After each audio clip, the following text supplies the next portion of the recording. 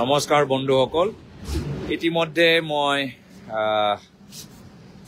শিৱসাগৰ আৰু ডিমৌ অঞ্চলত গৈ গোটেই দিন ঘূৰি এতিয়া অলপ সৰু জিৰণি লৈছোঁ আৰু ভাবিলোঁ যে আজি দিনৰ যে কিছু দুটা কথা মোক যথেষ্ট মনত আঘাত পেলাইছে এই কথা আপোনালোকৰ সন্মুখত ব্যক্ত কৰোঁ।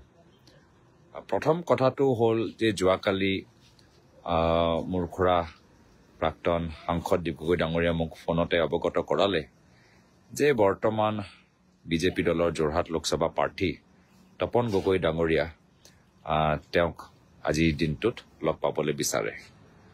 মই নিশ্চয় তেতিয়া আজি যেতিয়া তেখেতৰ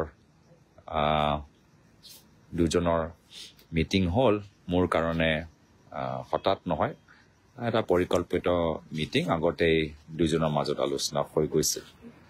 কিন্তু পিছত গম পালোঁ যে আজি গোটেই দিন প্ৰাক্তন সাংসদ দীপক গগৈ ডাঙৰীয়া মোৰ খুৰাক বিজেপি দলে বদনাম কৰিবলৈ এটা চেষ্টা কৰিলে। সঁচাকৈ দুৰ্ভাগ্যজনক কথা। আৰু তপন গগৈ ডাঙৰীয়া মাননীয় তপন গগৈ ডাঙৰীয়াৰ পৰা এই ব্যৱহাৰ মই অপেক্ষা কৰা নাছিলোঁ। আজি মাত্ৰ দীপক গগৈ ডাঙৰীয়াৰ লগত নহয়, মই দেখিছোঁ যে আমাৰ প্ৰাক্তন কেন্দ্ৰীয় মন্ত্ৰী পৱন সিং ঘাটোৱাৰ ডাঙৰীয়া তেওঁলৈ আমাৰ বিজেপি দলৰ বিভিন্ন কৰ্মীখিনি তেখেতৰ ছবি বদনাম কৰিবলৈ বিচাৰিছে আৰু সেইটো দুৰ্ভাগ্যজনক কথা। মই ভাবোঁ দুয়োজনে আমাৰ অসমৰ ৰাজনীতিক ক্ষেত্ৰত দুয়োজনে শক্তিশালী কণ্ঠ আৰু প্ৰতিনিধি আৰু তেওঁলোকক এনেদৰে ৰাজনীতি ব্যৱহাৰ কৰাটো যথেষ্ট অনুচিত আৰু অপমানজনক।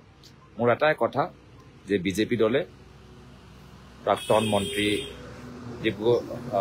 মন্ত্ৰী পৱন সিং ঘাটোৱাৰ ডাঙৰীয়াৰ পৰা আৰু প্ৰাক্তন সাংসদ দীপক গগৈ ডাঙৰীয়াৰ পৰা দুয়োজনকে ৰাজনৈতিকভাৱে ব্যৱহাৰ কৰি বদনাম কৰিবলৈ যে এটা ষড়যন্ত্ৰ কৰিলে তাৰ বাবে দুয়োজনকৰ পৰা ক্ষমা বিচাৰিব লাগে।